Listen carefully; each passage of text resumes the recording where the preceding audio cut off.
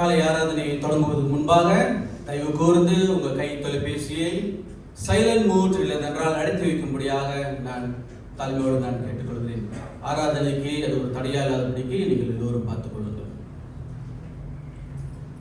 கண்களை மூடி ஒரு நிமிடம் உங்களுக்குள்ளே நீங்கள் செபித்துக் கொள்ளுங்கள். தேவனானவர் விசேஷ வண்ணமாக இந்த ஓய்வு நாளிலே உங்கள் எல்லோரும் குடும்பமாக கூட்டி வந்திருக்கிறார். சமாதானத்தை உண்டுபடுத்துகிற தேவன் பாவ அறிக்கை செய்து பரிசுத்தமாக இந்த காலை வேளையிலே முழு மனதோடு இது பங்கிடும்படியாக உங்களுக்குள்ளே நிகழ்ச்சித்துக் கொள்ளுங்கள்.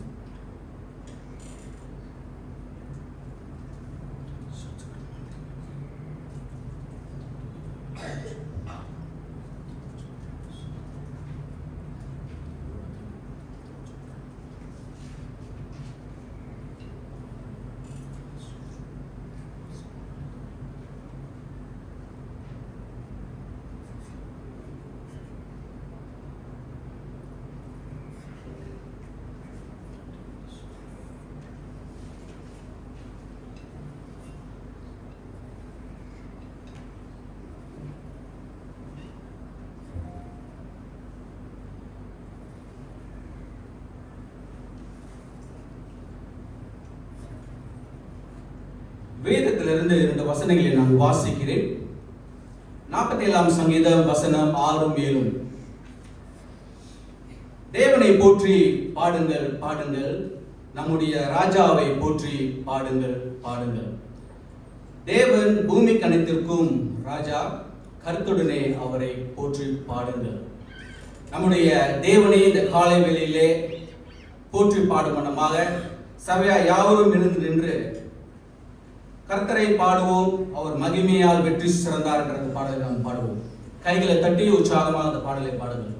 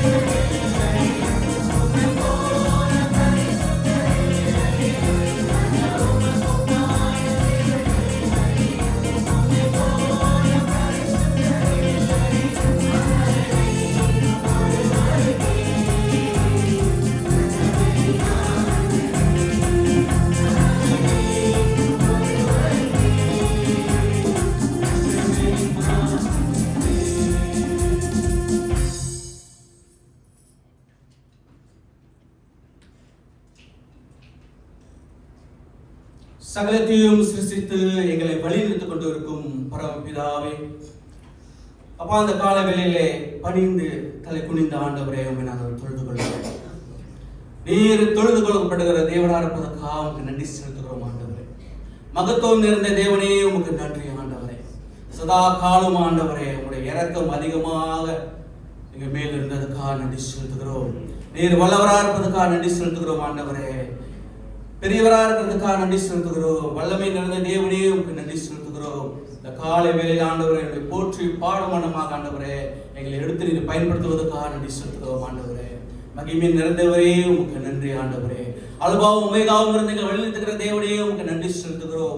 பெரியவராக இருக்கிறவரே, உமக்கு நன்றி செலுத்துகிறோம் ஆண்டவரே. நன்றி செலுத்துகிறோம். எல்லாம் நன்றிக்கும் உரிய தேவன் ஆண்டவரே. மகத்துவம் நிறைந்தவரே, உமக்கு நன்றி செலுத்துகிறோம். இந்த காலை வேளை இந்த ஆராதனை ஆசீர்வதிப்பதற்காக நன்றி செலுத்துகிறோம் ஆண்டவரே. உம்முடைய பிரசன்னம் இந்த ஆலயத்தை நிரம்பி வழிபடியாக ஆண்டவரே, இரக்கம் பாராட்ட வேணுமா கூட ஜெபிக்கிறோம். அப்பா, நீ நல்லவர் ஆண்டவரே. எங்களை எப்படியாக நீ வலியுறுத்துவதற்காக நன்றி செலுத்துகிறோம். இந்த ஓய்வு நாளில் ஒவ்வொரு பேத்தையும் விசேஷமாக நீ கூட்டி வந்ததுக்காக நன்றி செலுத்துகிறோம். நாங்கள் ஆண்டவரே, எங்கள் நாவல்களால் உண்மை துதிக்கும்படியாக ஆண்டவரே, உண்மை போற்றும்படியாக ஆண்டவரே செலுத்துகிறோம். இந்த வேளையில வேதத்தின் மூலியமாக ஆண்டவரே நாங்கள் தெரிந்து கொள்ளும்படியாக கொடுத்த அந்த நன்றிக்காக நன்றி செலுத்துகிறோம் ஆண்டவரே. அப்பா, இந்த வேளையில் ஆண்டவரே, ஊழியம் செய்த ஒவ்வொரு பிள்ளைகளுக்காக விசேஷமாக நாங்கள் ஜெபிக்கிறோம். இவர்கள் மத்தியிலும் தங்கியிருந்த ஆண்டவரே, இவர்களை பலப்படுத்துவதுமாக நாங்கள் ஜெபிக்கிறோம் ஆண்டவரே. இந்த ஊழியமானது உமக்கென்று நாங்கள் செய்யும் ஆண்டவரே, முழு மனதோடு நாங்கள் செய்யும்படியாக ஆண்டவரே எங்களை காத்துக்கொள்ளணுமாக ஜெபிக்கிறோம். இந்த வேளையில கூட ஆண்டவரே, அப்பா, திவ்ய செய்தி என்று உங்களுக்காக ஜெபிக்கிறோம். சபையில் எதற்காக நாங்கள் வருகிறோம் ஆண்டவரே. இப்படியாக அவர் ஆயத்தம் பண்ண அந்த வார்த்தையாக ஆண்டவரே எங்களுக்கு மிகுந்த பிரயோஜனமா இருக்கவும், எங்களை வாழ்க்கையில மாற வேண்டிய இடத்துல மன்னித்ததுக்காக மறுபடியும் நன்றி செலுத்துகிறோம். நீரே பருக வேண்டும், நாங்கள் சிறுக வேண்டும். சிறு ஜபத்தை ஆண்டவராக இயேசு கிறிஸ்து நாமத்திலே ஏறெடுக்கிறோம் எங்கள் ஜீவன் உள்ள பரம்பிதாவே. ஆமென். ஆமென்.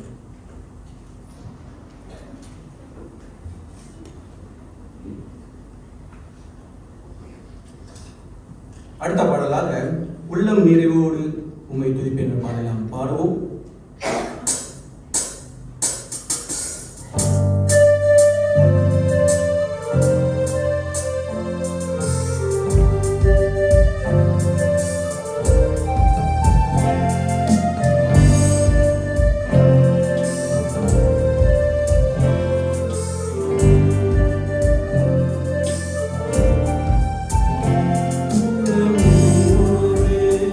உம்மை துதிப்பேன்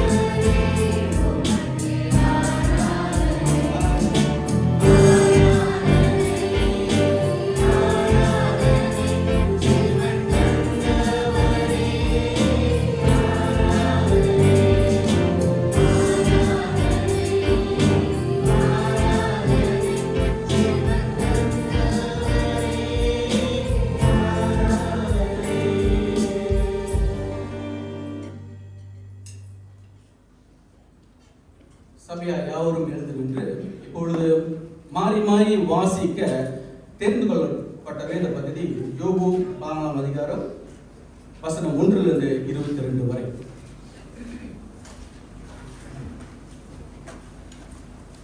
யோபு 14ஆம் அதிகாரம் 1 முதல் 22ஆம் வசனம் வரை. பழைய ஏற்பாடு பக்கம் 645. யோபு 14ஆம் அதிகாரம் 1 முதல் 22ஆம் வசனம் வரை. முதலாம் வசனத்தை நான் வாசிக்கிறேன். நாம் மாறி மாறி வாசிப்போம். முதல் வசனம். இஸ்ரவேலிடத்தில் பிறந்த மனுஷன் வாழ்நாள் குறுகினவனும் சஞ்சலம் நிறைந்தவனுமாய் இருக்கிறான். அவன் பூவை போல பூத்து அறுபடுகிறான், நெல்லை போல செழிக்காமல் ஓடி போகிறான். ஆகிலும் இப்படிப்பட்டவன் மேல் நீர் உம்முடைய கண்களை திறந்து வைத்து உம்முடைய நியாயத்துக்கு என்னை கொண்டு போவீரோ? அசுத்தமானதிலிருந்து சுத்தமானதை விடுவிக்கத்தக்கவன் உண்டோ? ஒருவரும் இல்லை. அவனோட நாட்கள் மாத்திரம் என்று குறிக்கப்பட்டிருக்கையில் அவனுடைய மாதங்களின் தொகை உம்மிடத்தில் இருக்கிறது. அவன் கடந்து போகக்கூடாத எல்லையை அவனுக்கு ஏற்படுத்தினீர். அவன் ஒரு பிடிக்காரனைப் போல் தன் காரியத்தை வேலை செய்கிறான். அவன் போய் சென்றபடி அவன் பார்வைக்கு அவனை விட்டு வைத்தோம். 7ஆம் வசனம். ஒரு மரத்தை குறித்தாவது நம்பிக்கையுண்டு. அது வெட்டி போடப்பட்டாலும் திரும்ப தழைக்கும், அதன் கிளைகள் துளிர்க்கும். அதன் வேர் தலையிலே படுகாது, அதன் அடிக்கட்டை மண்ணிலே செல்லும். தண்ணீரின் வாசனையினால் அது துளிர்த்து இளமரம் போல கிளைவிடும். மனுஷனோ வென்றால் செத்த பிடித்து மனுஷன் ஜீவித்த உணவு மகிழ்ச்சி.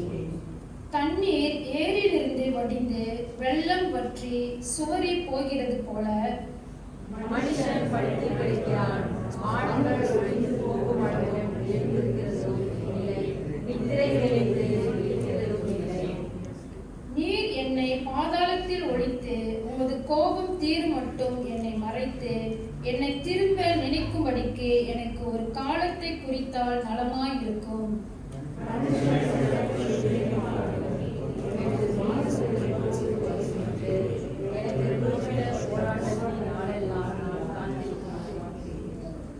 என்னை கூப்பிடும், அப்பொழுது நான் உமக்கு உத்தரவு சொல்லுவேன்.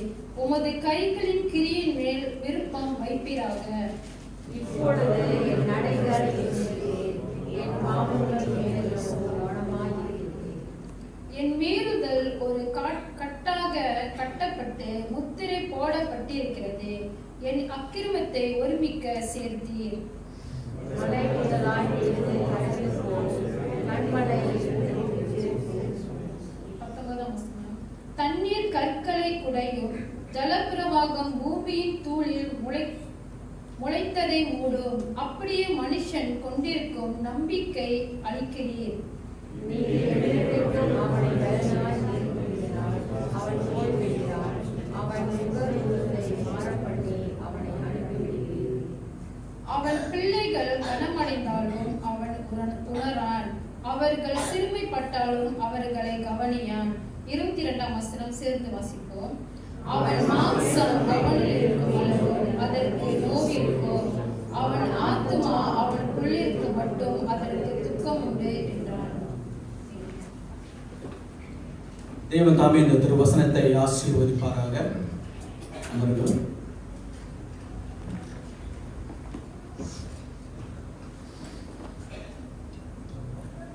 இயேசு கிறிஸ்து நாமத்திலே உங்கள் யாவரையும் உலூத்திராம் பைபிள் பிரஸ்பிட்டரியன் தமிழ் ஆராதனைக்கு நான் அன்போடு அழைக்கிறேன்.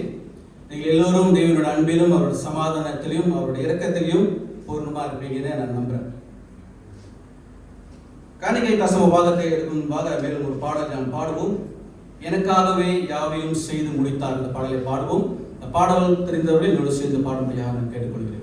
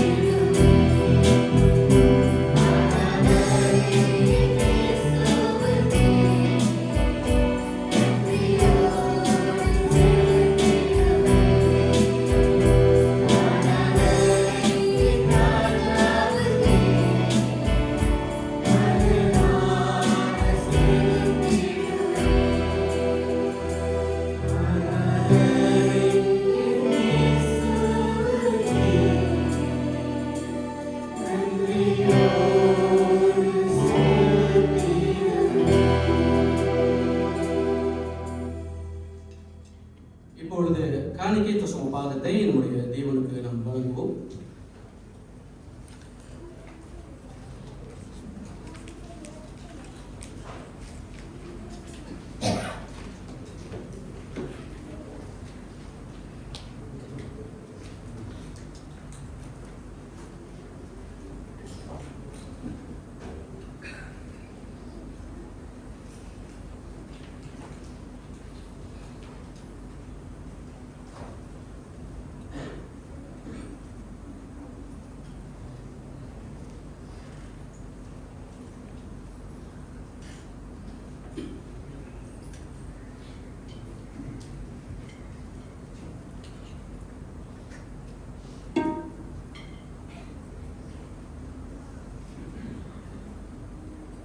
சோஸ்திர பாடலை நாம் பாடுவோம்.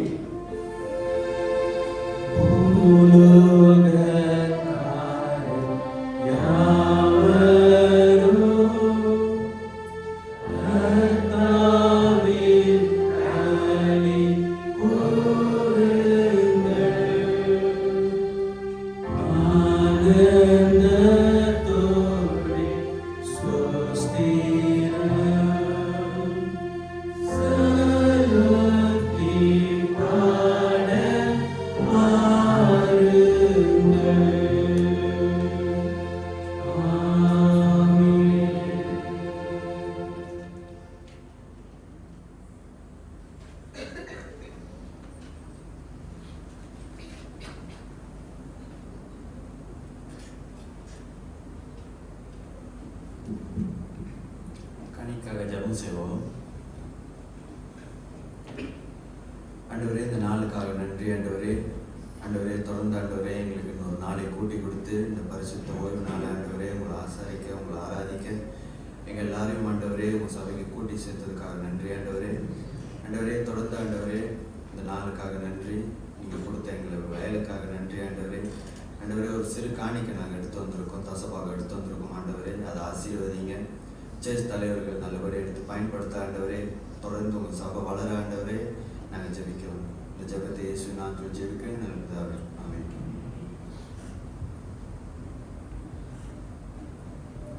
போதக ஜெபத்தை முன்பாக இணைவிடா நன்றி உமக்குத்தானே என்ற பாடலை நாம் பாடுவோம்.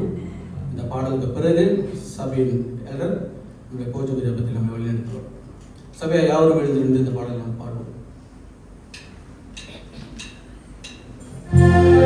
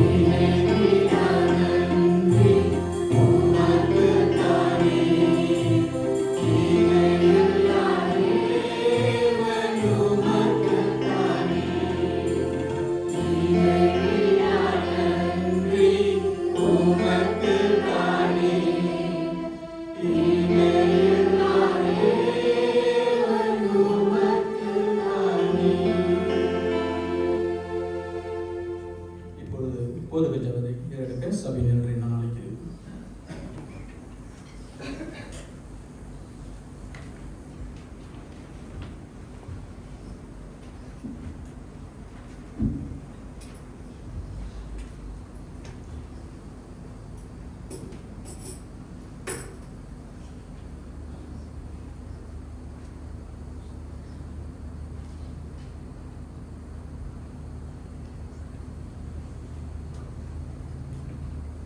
ஆதியிலே வார்த்தை இருந்தது. அந்த வார்த்தை தேவனிடத்தில் இருந்தது. அந்த வார்த்தை தேவனாய் இருந்தது. வார்த்தையாகிய பரலோக தகப்பனே, இயேசு கிறிஸ்துவின் மூலமாய் பரிசுத்த ஆவியின் வழி நடத்துதலோடு இந்த ஜெப வேலைக்கு நாங்கள் வந்திருக்கிறோம். நீர் வார்த்தையை கொண்டு இந்த உலகத்தை நீர் படைத்து இன்றைக்கு நாங்கள் பரிசுத்த வாழ்க்கையை வாழ்வதற்கு உம்முடைய திவ்ய வார்த்தையை நீர் எங்களுக்கு கொடுத்திருக்கிறீர்.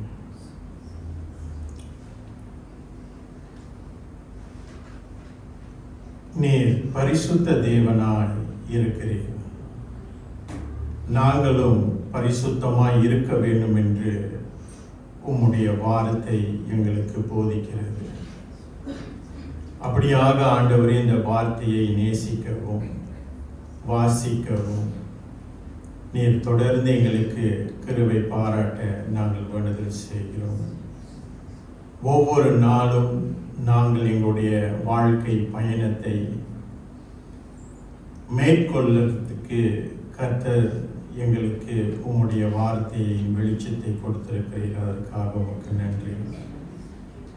ஆனாலும் பல நேரத்தில் உம்முடைய வார்த்தையை நாங்கள் அலட்சியம் பண்ணி கர்த்தருடைய ஆலோசனையை நாங்கள் பெறாமல் எங்களுடைய சுய பலத்தினால் எங்களுடைய நாட்களை நாங்கள் கடக்க பண்ணியிருக்கிறோம்.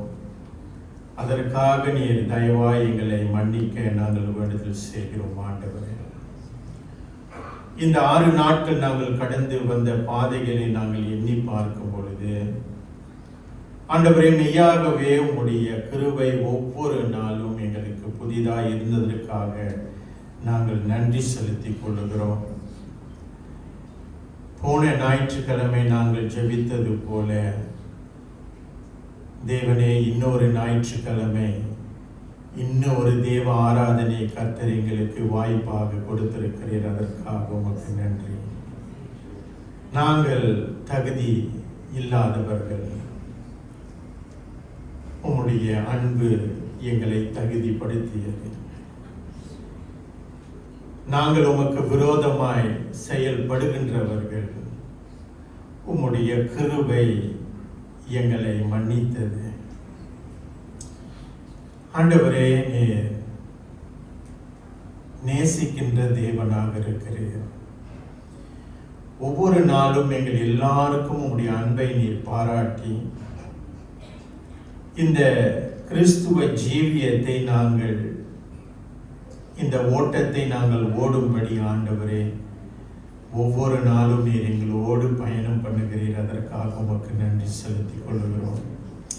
இந்த வாரம் முழுதும் உம்முடைய வழி நடத்துதல் அதிகமாக எங்களுக்கு இருந்து எங்களுக்கு வேண்டிய சமாதானத்தை, எங்களுக்கு வேண்டிய தயவை, எங்களுக்கு வேண்டிய கிருபையை, ஆண்டவரே குடும்பத்தை நடத்துவதற்கான கிருபையை நீர் வழங்கி வந்திருக்கிறீர். அதற்காக உமக்கு நன்றி. எங்களுடைய வேலைகளை நீர் ஆசீர்வதித்திருக்கிறீர். எங்களுடைய பயணங்களை கர்த்தர் ஆசீர்வதித்திருக்கிறீர். எங்களுடைய திட்டங்களிலே கர்த்தர் எங்களோடு இருந்தமைக்காக நாங்கள் உமக்கு நன்றி செலுத்திக் கொள்கிறோம். பாவத்தில் நாங்கள் விழும்போது எல்லாம் ஆண்டவரே ஒரு மனம் திரும்புதலின் உந்துதலை நீர் எங்களுக்கு கொடுத்து மறுபடியும் தேவ சமூகத்துக்கு நாங்கள் வரும்படியான ஆண்டவரே அந்த வாய்ப்பை நீர் கொடுத்து வருகிறீர். அதற்காக உமக்கு நன்றி செலுத்திக் கொள்கிறோம். இப்படியாக ஒருமனப்பட்டவர்களாக தேவன் செய்த நன்மைகளை நாங்கள் ஏறெடுக்கும்படி உம்முடைய பாதத்தண்டையில் நாங்கள் வந்திருக்கிறோம். உம்முடைய பிரசன்னத்தை உணர்ந்தவர்களாக, உம்முடைய சத்தத்தை கேட்கின்ற தேவ ஜனங்களாக நாங்கள் வீடு திரும்ப ஆண்டவரே. இன்றைக்கு ஒரு சமாதானத்தோடு நாங்கள் வீடு திரும்ப ஆண்டவரே. கர்த்தர் என்னோடு இன்றைக்கு பேசினார் என்று மன திருப்தியோடு நாங்கள் வீடு திரும்ப ஆண்டவரே, எங்களுக்கும் எங்களுடைய பிள்ளைகளுக்கும் பேர பிள்ளைகளுக்கும் ஆண்டவரே நீர் தொடர்ந்து கிருபை பாராட்ட நாங்கள் வேண்டுதல் செய்கிறோம். இந்த வாரத்தில் திருச்சபையிலே ஏறெடுக்கப்பட்ட எல்லா ஊழியங்களுக்காக நாங்கள் உமக்கு நன்றி செலுத்திக் கொள்கிறோம். போன வார ஞாயிற்றுக்கிழமை கர்த்தர் ஆராதனையை நீர் ஆசீர்வதித்தீர் ஆண்டவரே. வருகின்ற வாரங்களில் நீர் ஆசீர்வதிக்க போகிறீர். அதற்காக நாங்கள் உமக்கு நன்றி செலுத்திக் கொள்கிறோம் ஆண்டவரே.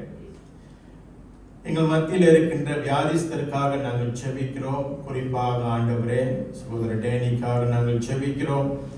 மகன் இந்த டயாலிசிஸுக்கு போகின்ற நாட்கள் எல்லாம் தேவ தயவு அவரோடு இருந்து ஆண்டவரே அவருக்கு வேண்டிய பலத்தையும் சமாதானத்தையும் கிருபையையும் நீர் போதுமானவராய் கொடுக்க நாங்கள் வேண்டுதல் செய்கிறோம். உடல் நலம் சரியில்லாத சகோதரர் ராமநாதனுக்காக செபிக்கிறோம். தொடர்ந்து நீர் அவரை பலப்படுத்தும், சரீரத்தை பலப்படுத்தும், ஆத்துமாவை நீர் உற்சாகப்படுத்தும் ஆண்டவரே. அவருடைய பயணங்கள் எல்லாம் கர்த்தர் ஆசீர்வதித்து தேவனே நீர் அவர் தகப்பனாயிருந்து மேய்ப்பனாயிருந்து இதுகாரம் அவரை நடத்தி வந்தீரே. அதற்காக நாங்கள் உங்களுக்கு நன்றி செலுத்திக் கொள்கிறோம்.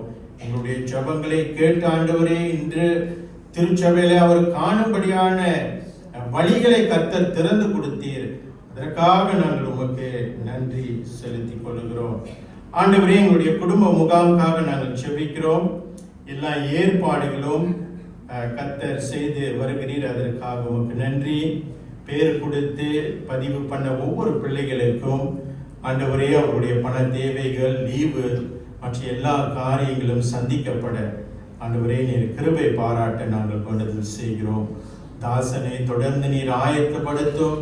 சகோதரர் சுசி பிரபாகரதாச ஆண்டவரே உடைய வார்த்தையை ஆண்டவரே இந்த தேவ ஜனங்களுக்கு தெளிவாக போதிக்கும்படி எல்லா விதமான ஆயத்தங்களும் அவர் செய்து வர ஆண்டவரே நீர் தொடர்ந்து கிருபை பாராட்ட நாங்கள் வேண்டுதல் செய்கிறோம். அடுத்த வாரம் எங்களுடைய மாதர்ஸ் டே செலிப்ரேஷன் ஆராதனைக்காக நாங்கள் செபிக்கிறோம். ஆண்டவரே நீ எல்லா தாயையும் தொடர்ந்து ஆசீர்வதித்து அடுத்த வாரத்தில் ஆண்டவரே இந்த நாளை நாங்கள் சிறப்பாக நினைவு கூற, தேவன் செய்த நன்மைகளை நாங்கள் நினைவு கூற ஆண்டவரே தாய்மார்களை நீர் ஆயத்தப்படுத்தும். மற்ற எல்லா ஏற்பாடுகளும் ஆண்டவரே நீ தொடர்ந்து ஆசீர்வதித்து கொடுக்க நாங்கள் வேண்டுதல் செய்கிறோம். பிறந்த நாளை எத்தனிக்கின்ற சிறுமி ரூத் காவியாவுக்காக நாங்கள் ஜெபிக்கிறோம். மகளை தொடர்ந்து நீர் நடத்தும். சிறு வயதிலே கர்த்தரை அறிந்து கொள்ள ஆண்டவரே மகளுக்கு வேண்டிய சுகத்தை, பாதுகாப்பை தேவன் கட்டளையிட நாங்கள் வேண்டுதல் செய்கிறோம் ஆண்டவரே. சகோதரர் பாலுக்காக நாங்கள் ஜெபிக்கிறோம். ஆண்டவரே மகனை நீர் நேசிக்கிறீர். மகனோடு தொடர்ந்து நீர் இடைப்பட்டு ஆண்டவரே தேவ ஆலயத்திலே அவர் காணும்படியா வாய்ப்பை நீர் தொடர்ந்து திறந்து கொடுக்க நாங்கள் வேண்டுதல் செய்கிறோம். அவரோட வியாபாரத்தை நீர் தொடர்ந்து ஆசீர்வதிக்க, தேவன் செய்த நன்மைகள் அவரை எண்ணி பார்க்க ஆண்டவரே அவருக்கும் அந்த குடும்பத்தாருக்கும் நீர் தொடர்ந்து கிருபை பாராட்ட நாங்கள் வேண்டுதல் செய்கிறோம். ஆண்டவரே இப்படியாக நீர் உளுத்திராம் திருச்சபையில பலரை நீர் ஊழியத்துக்கு அழைத்திருக்கிறீர். ஒவ்வொரு வாரமும் குடும்பமாக நாங்கள் ஊழியம் செய்வதற்கான வாய்ப்புகளை கர்த்தர் எங்களுக்கு கொடுத்திருக்கிறேன். ஆண்டவரே இந்த ஆசாரிப்பு ஊழியத்தை நாங்கள் சர்வ ஜாக்கிரதையோடு செய்யணும் ஆண்டவரே. ஏதோ கடமைக்காக எங்களுடைய விருப்பத்துக்காக நாங்கள் செய்யாதபடி ஆண்டவரே, ஒவ்வொரு வாரமும் நீர் சிலரை இந்த ஆசாரிப்பு ஊழியத்தை செய்யும்படியான நீர் அவர்களை தெரிந்து கொண்டிருக்கிறீர். அந்த பாக்கியத்தை நீர் அவர்களுக்கு கொடுத்திருக்கிறீர். அதை நாங்கள் அதிக கவனத்தோடு, ஆயத்தத்தோடு, சர்வ ஜாக்கிரதையோடு நாங்கள் செய்யும்படி இன்னும் வருகின்ற காலங்களில் ஆண்டவரே, எங்களுடைய ஊழியங்களை நாங்கள் கடமைக்கென்று செய்யாதபடி தேவ ராஜ்ய வளர்ச்சிக்கென்று செய்ய ஆண்டவரே, கர்த்தர் செய்த எல்லா விதமான நன்மைகளை நாங்கள் ஏறெடுத்து பார்த்து மறுபடியுமாக கர்த்தருக்கு நாங்கள் உகந்த தகன வழியாய் ஊழியம் செய்யும்படியான வழிகளை கர்த்தர் எங்களுக்கு திறந்து கொள்ளும். வாய்ப்பு வசதிகளை நீர் கொடுத்திருக்கிறீர்.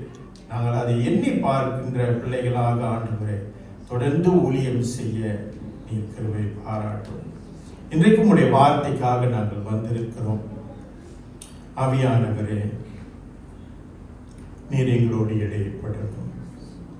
எங்களுடைய காதுகளை நாங்கள் மந்தமாக்காதபடி, இருதயங்களை நாங்கள் கடினமாக்காதபடி ஆண்டவரே, உம்முடைய சத்தத்தை, அந்த மெல்லிய குரலை நாங்கள் கேட்கும்படி எங்களை நீர் ஆயத்தப்படுத்தும். எங்கள் சரீரத்தில் இருக்கின்ற எல்லா விதமான பலவீனங்கள் கர்த்தர் எங்களுக்கு தயவாய் மன்னித்து ஆண்டவரே கேட்கின்ற அந்த சிந்தனையை எங்களுக்கு நீர் கொடுக்க நாங்கள் வேண்டுதல் செய்கிறோம். சிறுவர் ஊழியர்களையும் கர்த்தர் ஆசீர்வதிக்க நாங்கள் வேண்டுதல் செய்கிறோம். ஆசிரியர்மார்களை பயன்படுத்தி பரலோக ரகசியத்தை, தேவனை குறித்தான காரியத்தை இந்த பிள்ளைகளுக்கு போதித்து கொடுக்க அவர்களையும் நீ நடத்த நாங்கள் வேண்டுதல் செய்கிறோம். வந்த ஒவ்வொரு பிள்ளைகளுக்காக நாங்கள் செபிக்கிறோம். ஆண்டவரே, எங்க மத்தியில் இருக்கின்ற தனித்து இருக்கின்ற தாய்மார்கள், முதியோர்களுக்காக நாங்கள் செபிக்கிறோம். நீர் அவர்களுக்கு தொடர்ந்து கிருபை பாராட்ட, அவர்களுடைய கண்ணீர்களை கர்த்தர் அறிந்த தேவனாக இருக்கிறீர். தேவனே, எப்பொழுதும் நீர் அவர்களுக்கு தகப்பனும் தாயும் மேய்ப்பனாய் இருந்து அவர்களை நடத்த நாங்கள் வேண்டுதல் செய்கிறோம். எங்களுடைய வாலிப பிள்ளைகளை கர்த்தர் அதிகமாய் நேசிக்கிறீர். அவர்களுடைய வாழ்க்கையில நீர் ஒரு பெரிய திட்டத்தை வைத்திருக்கிறீர். அதை உணர்ந்து ஆண்டவரே தங்களை ஒப்பு கொடுத்து வாழும்படியான வழிகளை கர்த்தர் திறந்து கொடுக்க ஆண்டவரே, இந்த உலக ஆசைகளுக்கு, உலக இன்பங்களுக்கு தங்களுடைய வாழ்க்கையை அழித்துக் கொள்ளாதபடி ஆண்டவரே, தேவ வார்த்தைக்கு அவர்கள் வரும்படி, தேவ சத்தியத்துக்கு வரும்படி, பரிசுத்த வாழ்க்கைக்கு அவர்கள் அழைக்கப்பட்டிருக்கிறார்கள் என்று உணர்ந்து தங்களுடைய வாழ்க்கையை அர்ப்பணம் செய்து வாழும்படியான கிருபையை நீர் தொடர்ந்து அவர்களுக்கு கொடும். மீண்டுமாக ஆண்டவரே, வேலை இல்லாதவர்களுக்கு நீர் வேலை கொடுக்க நாங்கள் வேண்டுதல் செய்கிறோம். வேலை செய்கின்றவர்களுக்கு கர்த்தருடைய துணை தொடர்ந்து அவர்களுக்கு இருக்க நாங்கள் வேண்டுதல் செய்கிறோம். மீண்டுமாக எங்களை நாங்கள் ஒப்பு கொடுத்து இந்த ஜெபத்தை இயேசுவின் நாமத்தில் எடுக்கிறோம். ஜீவனுள்ள நல்ல பிதாவே, ஆமென். சபையார் அமருங்கள். சிறு பிள்ளைகளும் வகுப்புக்கு போலாம்.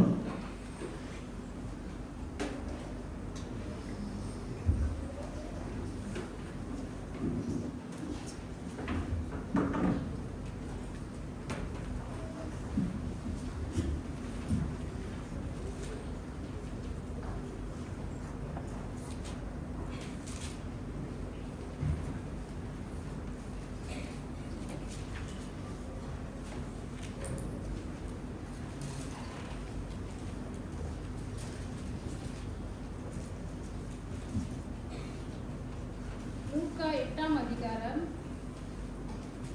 10ஆம் வசனம் தொடங்கி 15ஆம் வசனம் வரை. புதிய ஏற்பாடு பக்கம் 90. லூக்கா 8ஆம் அதிகாரம் 10ஆம் வசனம் தொடங்கி 15ஆம் வசனம் வரை. அதற்கு அவர், தேவனுடைய ராஜ்யத்தின் ரகசியங்களை அறியும்படி உங்களுக்கு அருளப்பட்டது. மற்றவர்களுக்கோ அவர்கள் கண்டும் காணாதவர்களாகவும் கேட்டும் உணராதவர்களாகவும் இருக்கத்தக்கதாக அவைகள் ஊமைகளாக சொல்லப்படுகிறது. அந்த ஊமையின் கருத்தாவது, விதை தேவனுடைய வசனம். வழியருகே விதிக்கப்பட்டவர்கள் வசனத்தை கேட்கிறவர்களாக இருக்கிறார்கள். அவர்கள் விசுவாசித்து இரட்சிக்கப்படாதபடிக்கு பிசாசானவன் வந்து அவ்வசனத்தை அவர்கள் இருதயத்திலிருந்து எடுத்து போடுகிறான். கற்பாறையின் மேல் விதைக்கப்பட்டவர்கள் கேட்கும்போது சந்தோஷத்துடனே வசனத்தை ஏற்றுக்கொள்கிறார்கள். ஆயினும் தங்களுக்குள்ளே வேர் கொள்ளாதபடியினாலே கொஞ்ச கால மாத்திரம் விசுவாசித்து சோதனை காலத்தில் பின்வாங்கி போகிறார்கள். முள்ளுள்ள இடங்களில் விதைக்கப்பட்டவர்கள் வசனத்தை கேட்கிறவர்களாய் இருக்கிறார்கள். கேட்ட உடனே போய் பிரபஞ்சத்திற்குரிய கவலைகளினாலும் ஐஸ்வர்யத்தினாலும் சிற்றின்பங்களினாலும் நெருக்கப்பட்டு பலன் கொடாதிருக்கிறார்கள். நல்ல நிலத்தில் விதைக்கப்பட்டவர்கள் வசனத்தை கேட்டு அதை உண்மையும் நன்மையுமான இருதயத்திலே காத்து பொறுமையுடனே பலன் கொடுக்கிறவர்களாய் இருக்கிறார்கள்.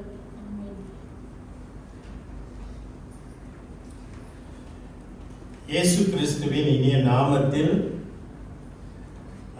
எல்லா தாய்மார்களுக்கும் ஏன்னா இன்னைக்கு மாதர்ஸ் டேவாக இருக்கிறதுனால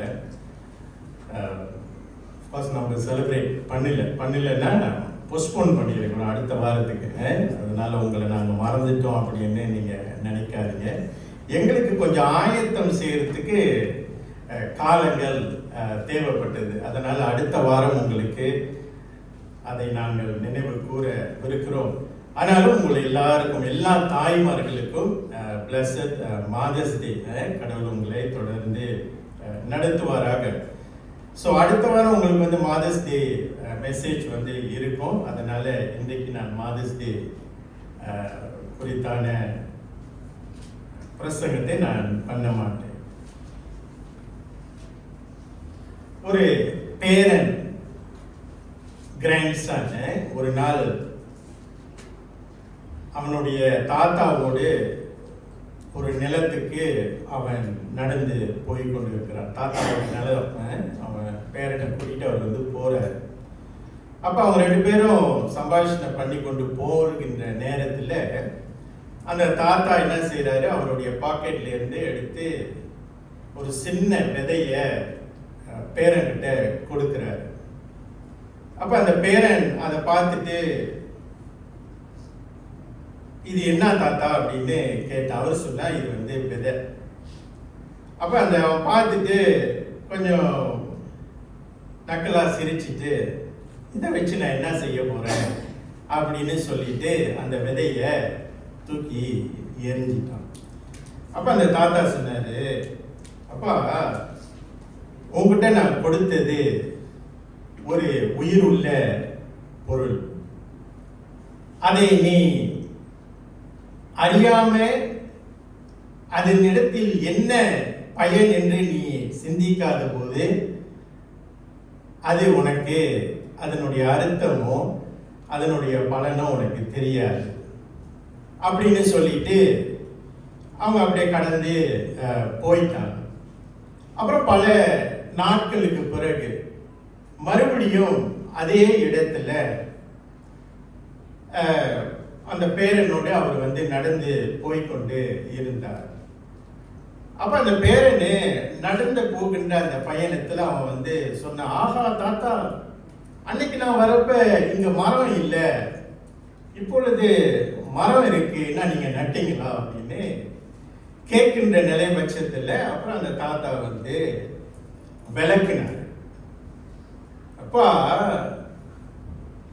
ஒன்றும் இல்லாத ஒரு பொருள் என்று நீ எண்ணி அதை நீ தூக்கி வீசின அதனுடைய மதிப்பை தான் இப்பொழுது நீ பார்க்கிற. அன்னைக்கு நீ வீசின அந்த விதை இப்பொழுது உனக்கு முன்பதாக ஒரு மரமாய் வளர்ந்து இருக்கிறது. பிரியமானவர்களே, இந்த பகுதியில நம்ம வந்து வாசிச்சோன்னா இந்த 10வது வசனம் 11, 12, 13, 14, 15 ஆஃப்கோர்ஸ் இதுல வந்துட்டு நம்ம இத குறித்தான பிரசங்கங்கள் நம்ம வந்து கேட்டிருப்போம். நல்ல விதையில விதை போடுறவன், அப்புறம் கட்பாறையில விதை போடுறது, அப்புறம் முட்கள் மத்தியில விதை போட்டு அதனுடைய பலனோ அதனுடைய விளைவுகளை நம்ம வந்து இப்படிப்பட்ட நல்ல பிரசங்கங்கள் நம்ம வந்து கேட்டிருக்கோம். இன்றைக்கு என்னுடைய பிரசங்கத்தின் இந்த அடிப்படையில் குறிப்பாக 11வது வசனத்திலிருந்து இன்றைக்கு என்னுடைய பிரசங்கம் இருக்க போகுது. எடுத்தவங்க வாசிக்கிறீங்களா? 11வது வசனம் நிறுத்தி வாசி.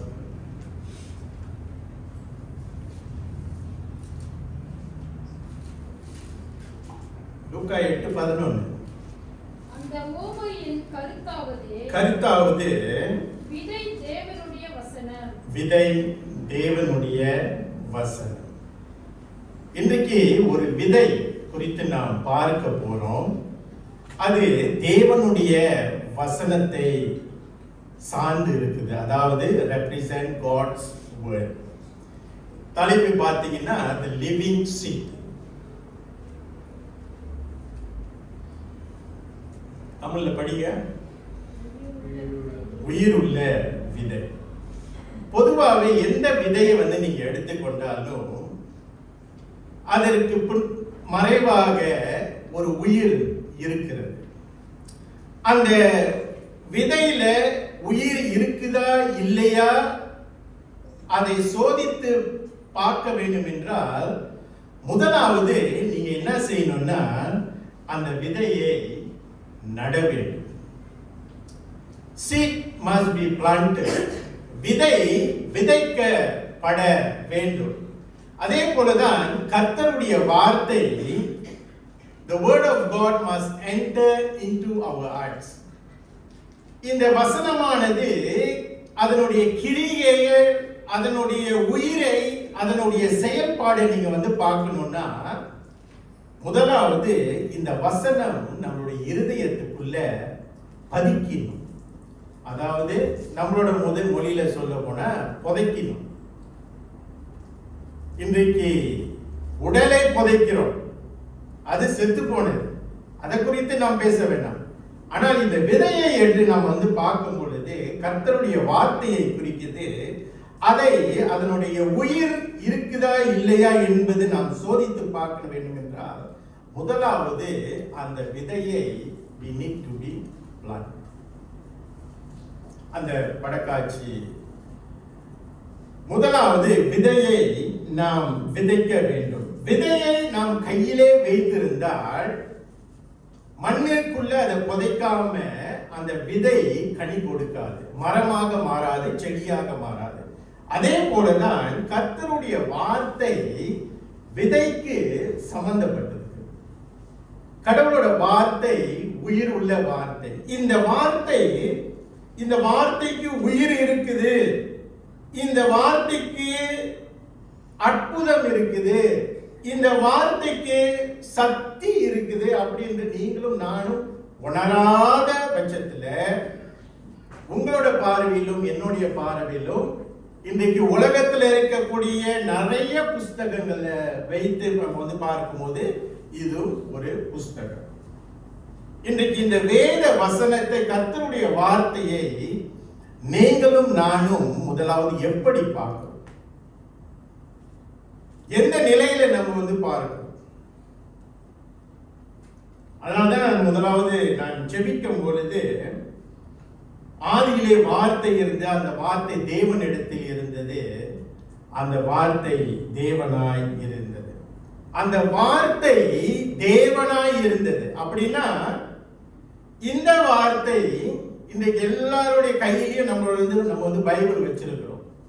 என்ன தெரியுங்களா, நம்ம வந்து சொல்லாம சொல்றோம் இந்த வார்த்தை ஓகே the God's word தேவனாய் இருந்தது. அப்படின்னா உங்க கையிலையும் என் கையிலையும் யாரு இருக்கா சொல்லுங்க, யாரு இருக்கா?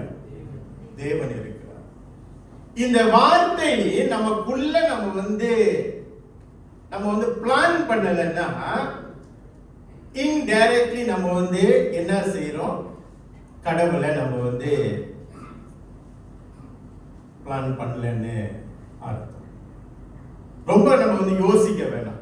இதை எப்படி நம்ம பிபிலிக்கலா யோசிக்கிறது, உலகத்தார் எப்படி யோசிக்கிறாங்க அப்படிலாம் நம்ம வந்து யோசிக்க வேண்டாம். வார்த்தை தேவனாக இருந்தது, இந்த வார்த்தையே தேவனா இருக்குது. அப்ப வார்த்தையை வந்து நமக்குள்ள நம்ம மனசுக்குள்ள வந்து புகுத்தலைன்னா என்ன நம்ம வந்து சொல்றோம், கிறிஸ்துவை நம்ம வந்து புகுத்த கஷ்டப்படுறோம். It's very simple. இந்த வார்த்தை நமக்குள்ள இல்லைன்னா, இன்னும் இலகுவா நான் வந்து சொல்றேன், டைரக்டா நான் சொல்றேன், இந்த வார்த்தை நமக்குள்ள இல்லைன்னா நமக்குள்ள கிறிஸ்து இல்லை. We can declare that we are Christian. நல்லா கேட்டுக்குங்க, நம்ம கிறிஸ்டியன் சொல்லலாம், ஆனா இந்த வார்த்தை நமக்குள்ள இல்லைன்னா இந்த வார்த்தையாகிய தேவனும் நமக்குள்ள இல்லைன்னு அர்த்தம்.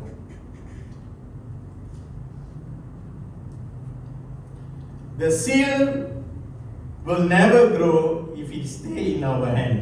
நம்மளோட கரத்திலே அந்த விதை இருந்துச்சுன்னா அதனுடைய உயிரை வந்து நீங்க பார்க்க முடியாது. இன்றைக்கு ஆண்டவருடைய வசனம் இப்ப வந்து எவ்ரி சண்டே நம்ம வந்து பிரசங்க கேட்கிறோம், பல பிரசங்கங்கள் கேட்கிறோம். இன்றைக்கு இந்த வார்த்தை வந்து நம்ம காதுல இப்படியே கேட்டு அது ஒரு ஃப்ளோல இப்படியே போயிடுச்சுன்னா, உள்ள போனது வைங்கள, இருதயத்துக்குள்ள அது வந்து எழுதப்படலைன்னா, இருதயத்துக்கு அது வந்து போலன்னா எந்த ஒரு மாற்றுதலும் நம்மளோட வாழ்க்கையில பார்க்க முடியாது. இன்றைய பட்சத்துல நம்ம வந்து என்ன செய்யணும், நிறைய தெய்வ பிள்ளைகள் we only listen, இல்ல நம்ம கேட்கின்றவர்களாக இருக்கிறோம், ஆனா அதை ஏற்றுக்கொள்ளுகின்றவர்களாக பல நேரத்தில் நம்ம வந்து தவறுறோம். டேனி அடிக்கடி ஒரு காரியத்தை குறித்து ஜெபம் செய்வாரு. அதை நீங்க நோட் பண்ணி இருக்கிறீங்களா? நாங்கள் மாற வேண்டிய இடத்துல மாறணும் ஆண்டவர். கர்த்தருடைய வார்த்தை ஒவ்வொரு வாரமும் நீங்களும் நானும் இருதயத்துல அது விதைக்கலன்னா இனி எத்தனை ஞாயிற்றுக்கிழமை, எத்தனை பிரசங்கம், எத்தனை மாதங்கள், ஆண்டுகள் நீங்கள் வந்து கர்த்தருடைய வார்த்தை கேட்டாலும் அது பிரயோஜனம் அற்றது. கேட்கணும், இருதயத்துக்குள்ள பதிய வைக்கணும். இருதயத்துக்குள்ள பதிய வைக்கும் போதுதான், உள்ள போகும்போதுதான் அது வந்து கிரியை செய்யறதுக்கு அதற்கான வழிகளை கர்த்தர் உண்டு பண்ணுவார். இப்ப இந்த விதையை வந்து நீங்க எடுத்துக்கிட்டீங்கன்னா, இப்ப கையிலே வச்சுக்கிட்டு ஒரு தோட்டக்காரன் வந்து நிலத்தை பார்த்துட்டு நல்ல சாயில், நல்ல மண்ணு, ஓகே. சில பேர் இந்த தோட்டக்காரங்களை வந்து பார்த்தீங்கன்னா அந்த மண்ணுல எந்த ஒரு கெட்ட எது இருக்க கூடாதுன்னா அந்த மண்ணை வந்து எரிப்பாங்க.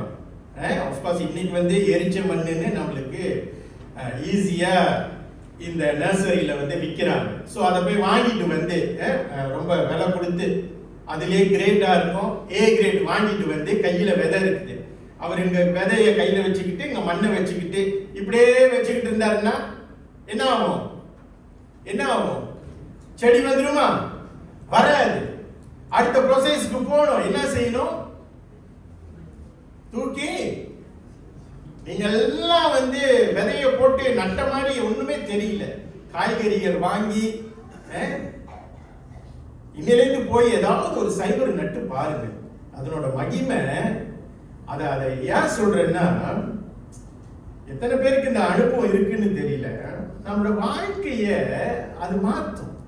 இந்த ப்ராசஸ், அந்த விதைய போட்டு தண்ணி ஊத்துறோம், காத்து இருக்கிறோம், காலையில எந்திரிச்சோன்னு வந்து பார்க்கிறோம்.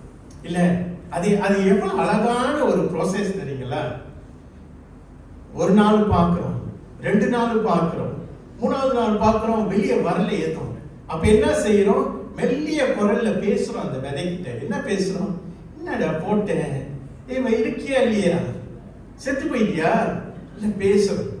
இந்த நேச்சுரலோட பழகுறது எவ்வளவு ஒரு இன்பமான ஒரு காரியம் இல்லை. அதனாலதான் கடவுள் ஆதாம் ஏவாள படைச்சு அந்த தோட்டத்துல சந்தோஷமா இருங்க.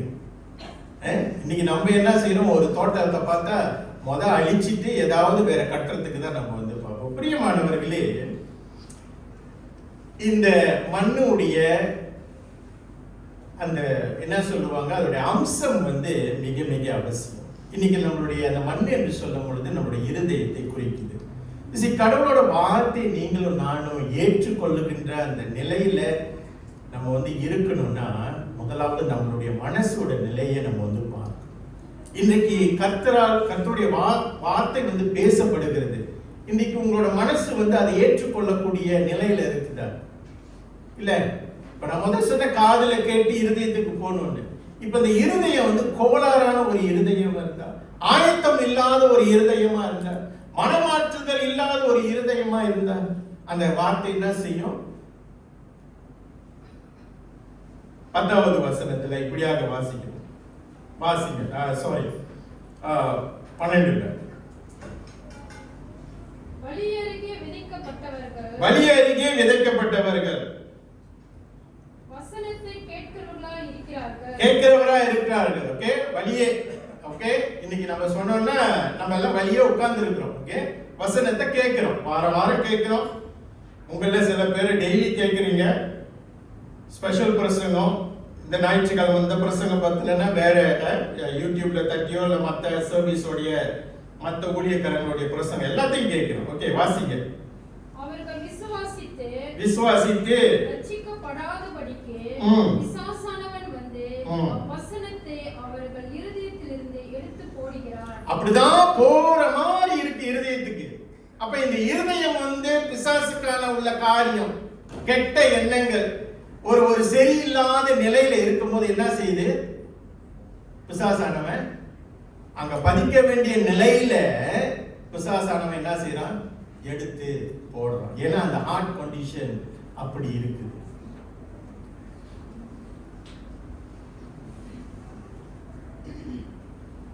அப்ப பிரியமானவர்களே, இன்னைக்கு நம்ம வந்து ஒவ்வொரு வாரமும் கர்த்தருடைய வார்த்தை நம்ம வந்து கேட்கிறோம்.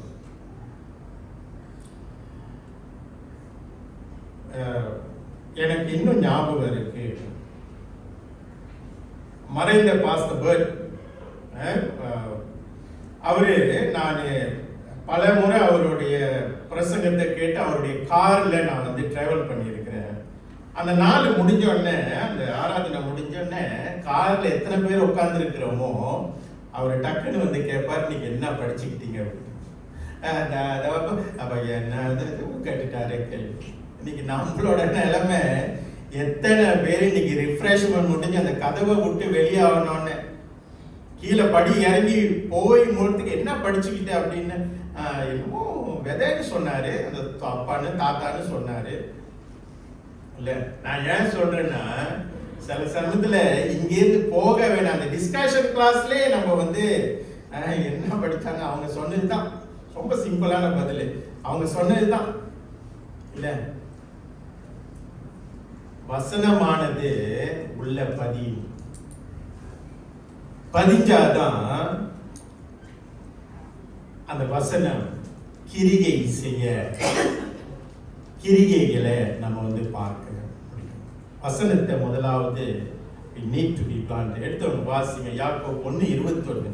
நம்மளோட மனநிலை மிக மிக அவசியமா இருக்கின்ற காலை நேரத்துல என்ன மனநிலையோட நீங்களும் நானும் வந்திருக்கிறோம்? இந்த ஆராதனைக்கு வருவதற்கு முன்பதாக எவ்வளவு ஆயத்தங்கள் நீங்களும் நானும் எடுத்திருக்கிறோம்? ஆராதனை தானே, போயிட்டு வந்துருவோம். 1.5 மணி நேரம் தானே, உட்கார்ந்துட்டு வந்துருவோம். எந்த நிலையில நீங்களும் நானும் வந்திருக்கிறோம்? எடுத்தவங்க வாசிங்க, யாக்கோபு 1:21. ஆகையால் நீங்கள் எல்லாவித அழுக்கையும் கொடிய துர்க்குணத்தையும் ஒழித்துவிட்டு உங்கள் உள்ளத்தில் நாட்டப்படாதையும் உங்கள் ஆத்துமாக்களை ரட்சிக்க வல்லமையுள்ளதுமாய் இருக்கிற வசனத்தை சாந்தமாய் ஏற்றுக்கொள்ளுங்கள். வசனத்தை சாந்தமாய் ஏற்று கொள்ளுங்கள். பிரசங்கிக்கின்றவர்களுடைய வார்த்தை ஒருவேளை கடினமாக இருக்கலாம். என்னை பத்தி தான் பேசுறார் என்று உங்களுக்கு உணர்வு இருக்கலாம். நீங்களும் நானும் கர்த்தருடைய வார்த்தையை சாந்தமாய் ஏற்றுக்கொள்ளும் பொழுது மனமாறுதலுக்கு நீங்களும் நானும் ஒப்பு கொடுக்கிறோம் என்று அர்த்தம். சங்கீதம் 119:11 இப்படியாக பார்க்கிறோம்.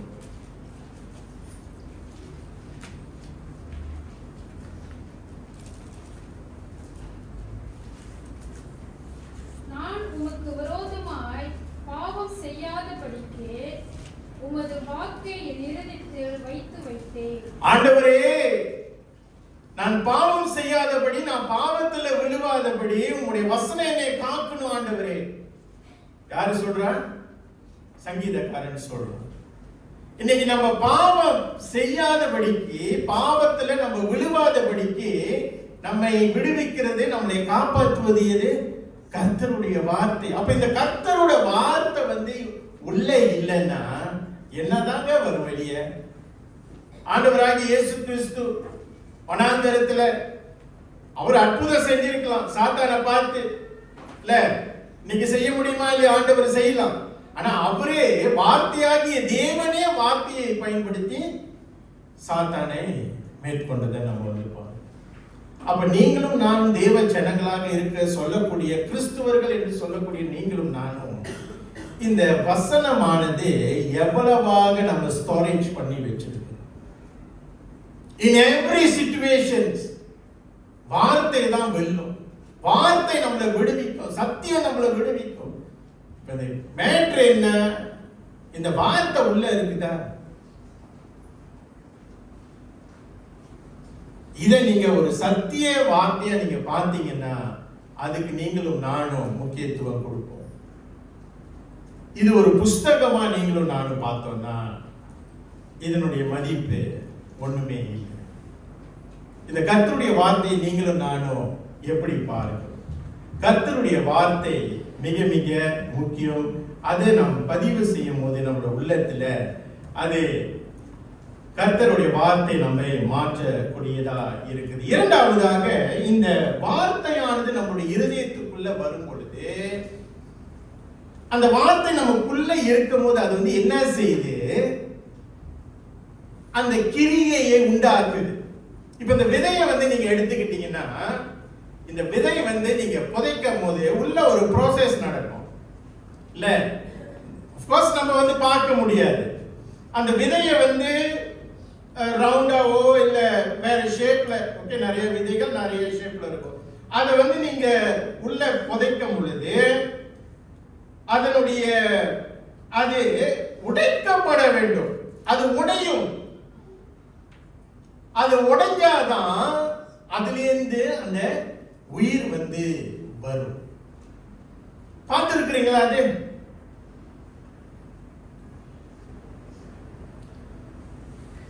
அதான் இனிமேல போய் போன கையோட எல்லாரும் விதை வாங்கிட்டு போங்க.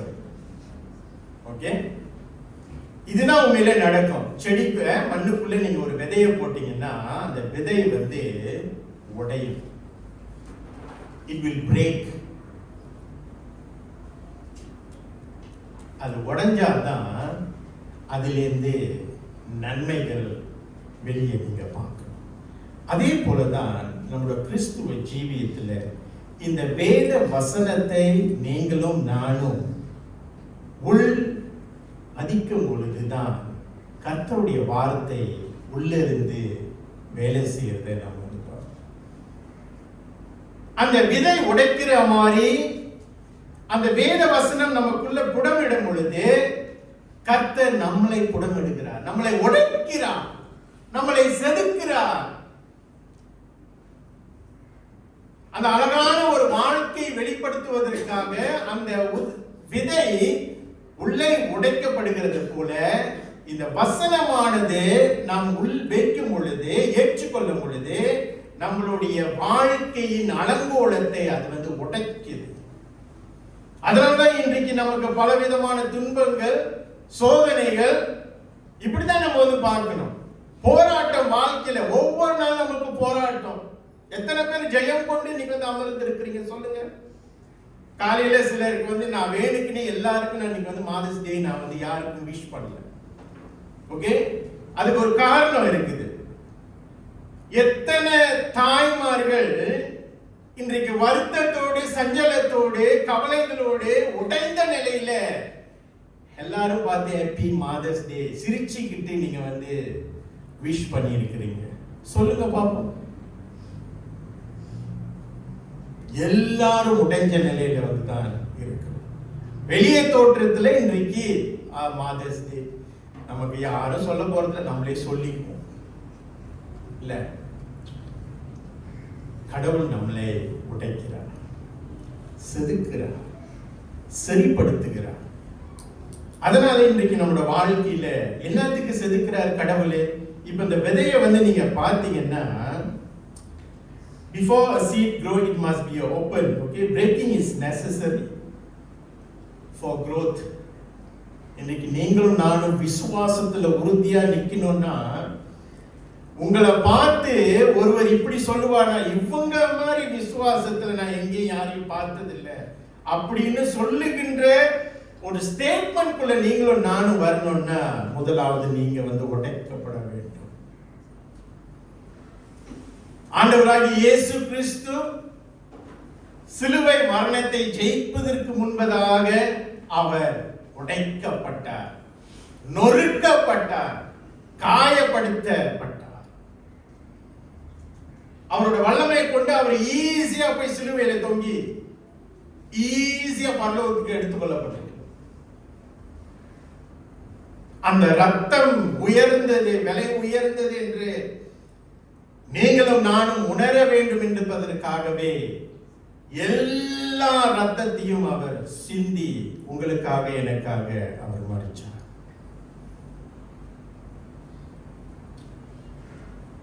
வார்த்தையானது நமக்குள்ள வரும் பொழுதுதான் அது உடைக்கப்பட முடியும். முதலாவது விதைக்கப்பட முடியும், விதைக்கப்பட வேண்டும்.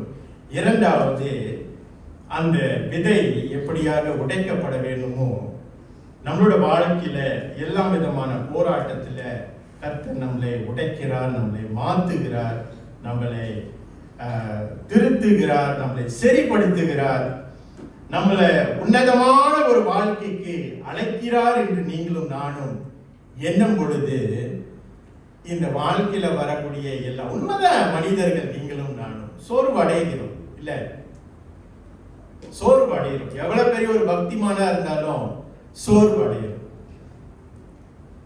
யோபுவ அவ பெரிய பக்திமான், பெரிய பக்திமான். ஆனா ஒரு நிலையில அவர் கடவுள் மேலே கொஞ்சம் வருத்தம் இருக்கு. இன்னைக்கு நீங்களும் நானே ஏமாத்துறோம். இன்னைக்கு பல பேர் நம்ம அவங்கெல்லாம் ஊழியம் செய்யறாங்க, அவங்களுக்குலாம் சோதனை வராது, அவங்கெல்லாம் மேற்கொண்டுருவாங்க. இல்லைங்க, உங்க மாதிரிதான் ஊழியக்காரர்கள், பாஸ்டர்களும் ஒன்னும் வராதுங்க. நான் சொல்றது சரியா இல்லையானு நீங்க இன்னைக்கு வீட்டுக்கு போனாலும் முதல் பாஸ்டருக்கு ஃபோன் பண்ணி கேளுங்க. பாஸ்டர், நீங்க என்னமோ ஒரு பிரச்சனையும் கடந்து போறது இல்லையா, கேட்டு பாருங்க. அவர் முதல் கேட்பாரு, யாரு சொன்னா அப்படின்னு.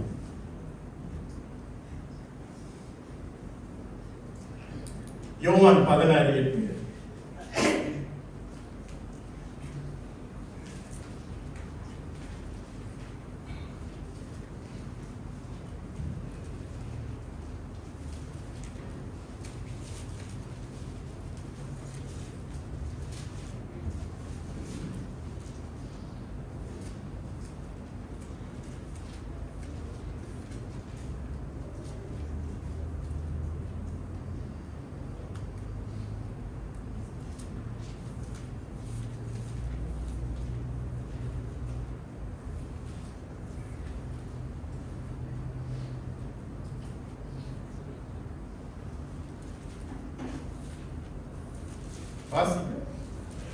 யோவான் 16:8. அவர் பாவத்தை குறித்தும் நீதியை குறித்தும் நியாய தீர்ப்பை குறித்தும் உலகத்தை கண்டித்து உணர்த்துவார்.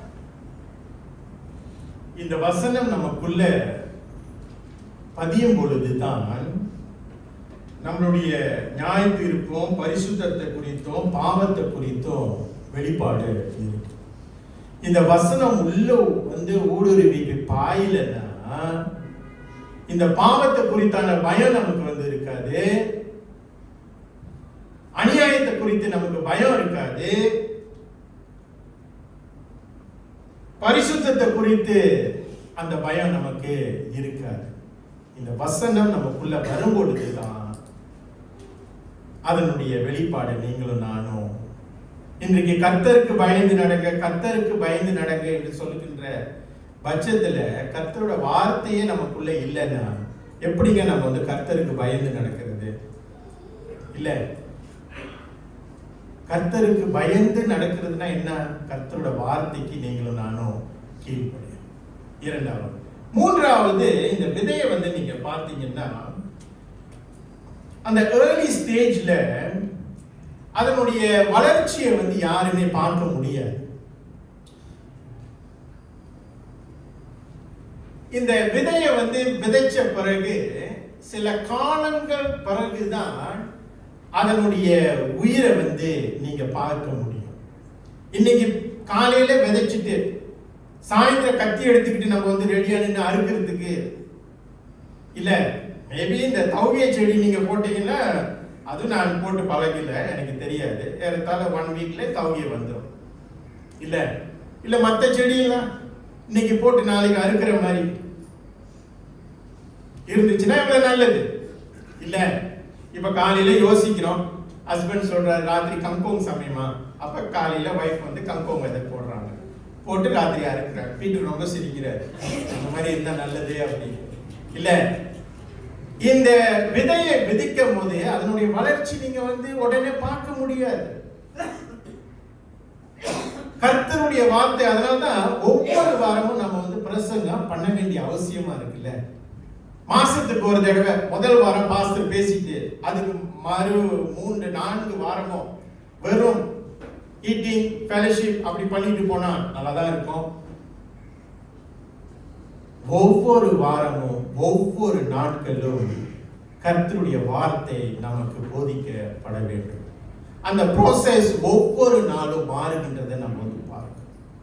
இன்னைக்கு உங்களோட வாழ்க்கையில என்னோட வாழ்க்கையில ஒரு மாற்றுதல் வர வேண்டும் என்றால் வசனத்துக்கு மேல் வசனம், வசனத்துக்கு மேல் வசனத்தை நீங்களும் நானும் வாசித்து அந்த வசனம் உள்ள என்ன செய்யணும்? கொண்டு வரணும்.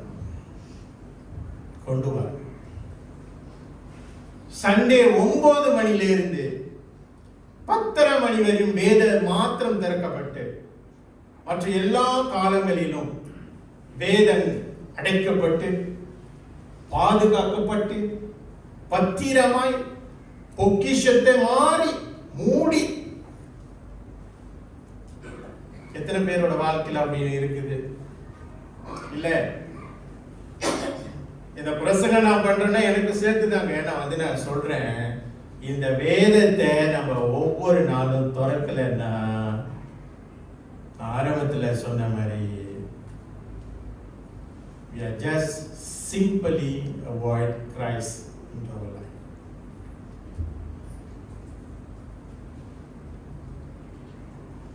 உள்ள என்ன நடக்குதுன்னு தெரியாது. விதைக்கப்பட வேண்டும், உடைக்கப்பட வேண்டும். அப்புறம்தான் அந்த பெரிய மாற்றுதலுக்குள்ள நீங்களும் நானும் வர முடியும். இந்த வசனத்துக்கு வாங்க. லூக்கா 8ஆம் அதிகாரத்துல 3 இடத்துல இந்த விதை வந்து விதைக்கப்படுகிறது நம்ம வந்து பார்க்கிறோம், பார்த்துட்டு முடிப்போம். லூக்கா புஸ்தகத்துல 8ஆம் அதிகாரம்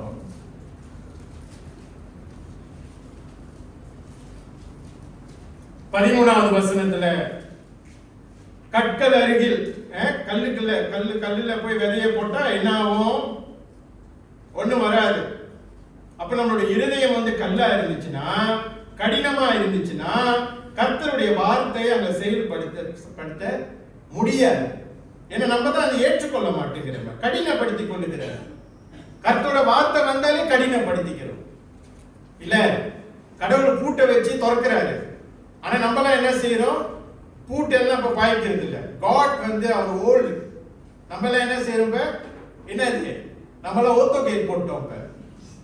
இல்ல, ஓத்தோ கேட் போட்டு சென்சர் வேற போட்டுருக்கோம். தொலைவுலேருந்து வரும் போதே க்ளோஸ் ஆயிருக்கு. கற்கள் அருகில கல்லு மாதிரி நம்ம மனசு இருந்துச்சுன்னா எப்படிங்க கர்த்தரோட வார்த்தை வசனத்துல பிறகு நம்ம வந்து பார்க்க போனோம்னா பாவத்துக்கும் சோதனைக்கும் நம்ம வந்து விழுந்துருவோம். 2வது 14வது வசனத்துல அவர் இன்னொரு உதாரணம் சொல்றாரு. முள் அருகில் வாசிங்க 14. முள்ளுள்ள இடங்களில் வசனத்தை கேட்கிறவர்களாய் இருக்கிறார்கள். எல்லாம் கேட்போம், அதுல பிரச்சனையே இல்லை. வசனத்தை கேட்கறதுல நம்மளுக்கு பிரச்சனையே இல்லை. 1.5 மணி நேரம் ஏறத்தாழ பிரசங்கம் 40 நிமிஷம். அந்த 40 நிமிஷம் ஓகே சைலண்டா. தெரியல எத்தனை பேர் சைலண்ட் என்ற அந்த வார்த்தை முழுமையா நம்ம வந்து கர்த்தரோட வார்த்தை கேட்கிறோமா, இல்ல கலப்புல சற்று சோர்வடைந்து கேட்கிறோம். கர்த்தரோட வார்த்தை நீங்களும் நானும் கேட்கறதுல பிரச்சனை இல்லை. வாசிக்குமா அது கேட்ட உடனே ரொம்ப நாள் டைம்லாம் இல்லை. கேட்ட உடனே போய் பிரபஞ்சத்திற்குரிய கவலைகளினாலும் ஐஸ்வர்யத்தினாலும் சிற்றின்பங்களினாலும் நெருக்கப்பட்டு பலன் கொடாது இருக்கிறார்கள். இந்த இங்கிலீஷ் பைபிள்ல தமிழ்ல வந்து நெருக்கப்பட்டுன்னு போட்டிருக்கிறது. Now the one that feel among thorns and who when they have heard go out and are choke. chokeன்னு போட்டிருக்கு. choke with cares, riches and pleasure. அந்த வசனம் உள்ள வந்துருச்சுன்னா அப்படியா அவ்வளவு அந்த நிலைமைக்கு போயிருச்சு மனுஷனோட வாழ்க்கை. முதல் நான் சொன்ன ஓகே சென்சர் போட்டு வேண்டான்னு விரட்டிடுறோம். ரெண்டாவது அப்படியே உள்ள வந்தாலும் இந்த தொண்டையிலேயே மாட்டிக்குதான் அந்த வசனம் இல்ல. சிற்றின்பங்களை குறித்தான கவலை. கொஞ்ச நேரம் தான் அந்த வசனத்தினுடைய ஆறுதல். மறுபடியும் இந்த சிந்தனை வந்து எங்க போகுது, ஐயோ எதிர்காலம் என்ன ஆகுறது, பிள்ளைங்க நிலைமை என்ன ஆகுறது, அடுத்த வருஷம் நான் எப்படி இருப்பேன், உலக காரியத்தை குறித்தான கவலைக்கு மறுபடியும் போகுது. ஆனா 15வது வசனத்துல வசனம் இப்படியா சொல்லுது, வாசிங்க. நல்ல நிலத்தில் வசனத்தை கேட்டு அதை உண்மையும் நன்மையுமான இருதயத்திலே காத்து பொறுமையுடனே பலன் கொடுக்கிறவர்களாய் இருக்கிறார்கள். முதல் கேட்கணும். இந்த சாயில்ல இந்த மண்ணோட நிலை முதலாவது எப்படி இருந்துச்சு, நல்ல நிலத்துல பதிக்கணும். நம்மளோட இருதயம் வந்து நல்ல நிலைமையில இருந்துச்சுன்னா நம்ம கேட்போம், ஏற்றுக்கொள்வோம். இந்த வசனம் சொல்லுது பாருங்க, noble and good heart keep heat அத பாதுகாத்து preserve பண்ணு. ஐயோ இந்த வசனம் என்னை விட்டு போயிடக்கூடாது இல்ல.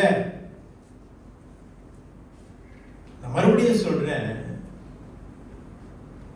தேவ வார்த்தை தேவனை குறிக்கிறது. தேவன் என்னை விட்டு போயிடக்கூடாது அப்படின்னு நம்ம preserve பண்ணணும், அதை பாதுகாத்துக்கணும். இன்னைக்கு நம்மளோட வாழ்க்கையில தேவ வசனத்தை எத்தனை பேர் நம்மளுக்கு துன்பம் வரும்போதெல்லாம், கஷ்டம் வரும்போதெல்லாம், பாவம் செய்யறதுக்கான சூழ்நிலை வரும்பொழுதுதான் இந்த வசனம் நம்ம கிட்ட இருக்குதா, வருதா, நம்ம கிட்ட பாதுகாக்கப்பட்ட வசனம் இருக்குதா? நீங்க வந்து கேட்கலாம், வாசிக்கிறதே இல்லை, அப்புறம் எங்க அந்த ஸ்டோரேஜ்ல இருக்கும் இல்ல. இந்த ஹேண்ட்போனை வந்து நீங்க கேஜெட்லாம் எடுத்துக்கிட்டீங்கன்னா பாருங்க, இந்த நவீன காலத்துல இந்த சில வெப்சைட்டுக்கு வந்து நீங்க வந்து போகும் பொழுது நோட்டிபிகேஷன் வருதா, வரும். வரலன்னா நீங்க போடுங்க. சில தவறான வெப்சைட்டுக்கு நீங்க வந்து போகும்போது அந்த ஹெட்போனே வந்து உங்களுக்கு சிக்னல் கொடுக்கும், நீ வந்து தவறான இதுக்கு போற. என்ன சொல்லுவாங்க, பேட் வெப்சைட். நீங்க வந்து போன்ல ஆன்டிவைரஸ் போட்டிருந்தீங்கன்னா வரும். ஓகே, நம்ம எல்லாம் ஆன்டிவைரஸ் போடுறது இல்லை, எடுத்துட்டோம், வைரஸ் தான் போட்டு வச்சிருக்கிறோம் இல்ல. வருமா உங்க போன்ல ஆன்டிவைரஸ்?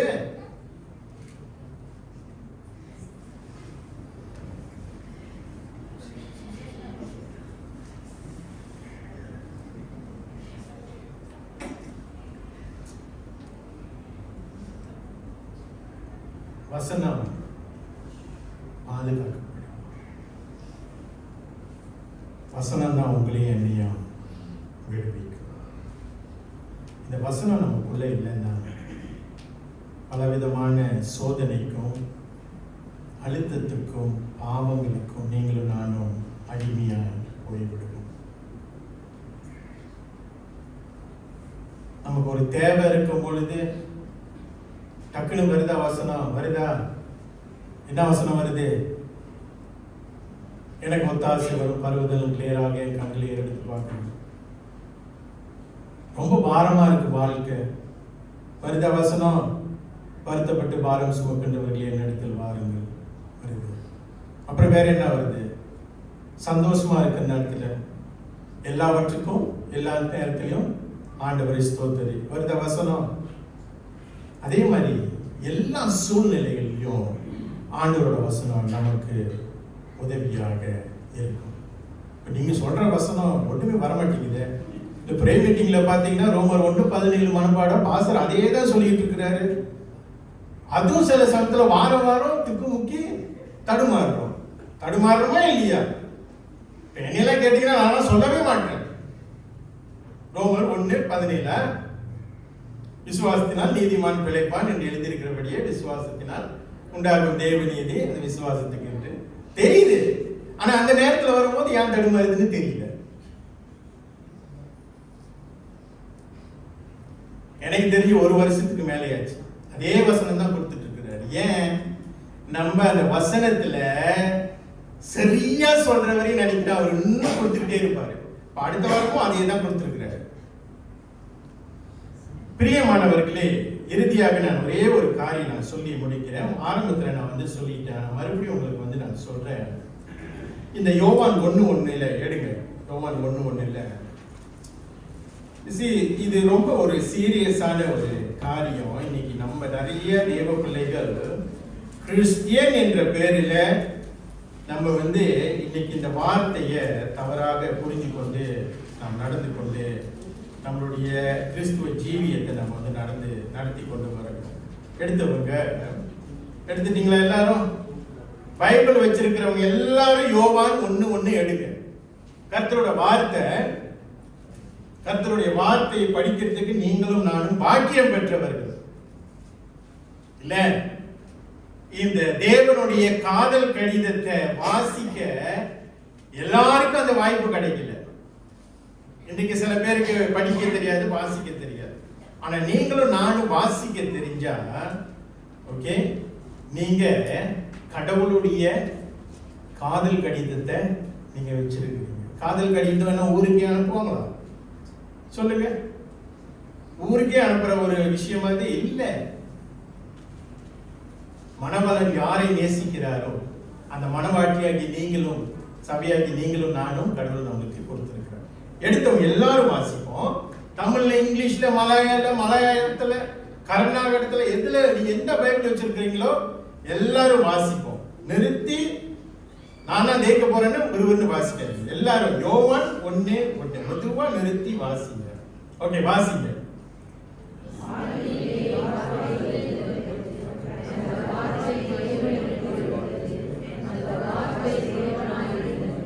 இந்த வார்த்தை தேவ மனுஷனால் அருளப்பட்ட ஒரு வார்த்தை, பரிசுத்த ஆவியினால எழுதப்பட்ட ஒரு வார்த்தை.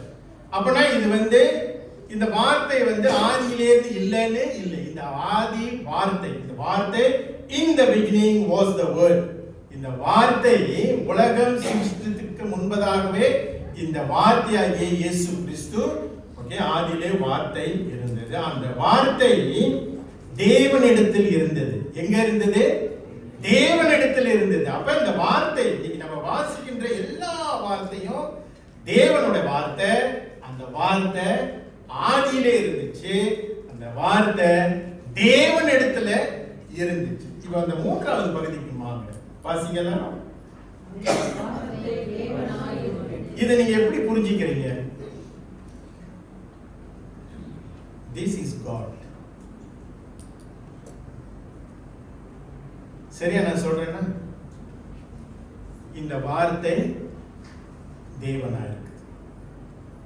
இப்ப நீங்களும் நானும் இந்த வார்த்தைய நம்ம திறக்காம, வாசிக்காம, தியானிக்காம இருந்தோம்னா இந்த வேதத்தை நம்ம வந்து இப்ப புறக்கணிக்கிறோம். இன்னைக்கு படிச்சு கொண்டு வச்சிடறோம். இந்த ஒரு வார்த்தை நம்ம வந்து வேதத்தை தொடர்றதில்லை.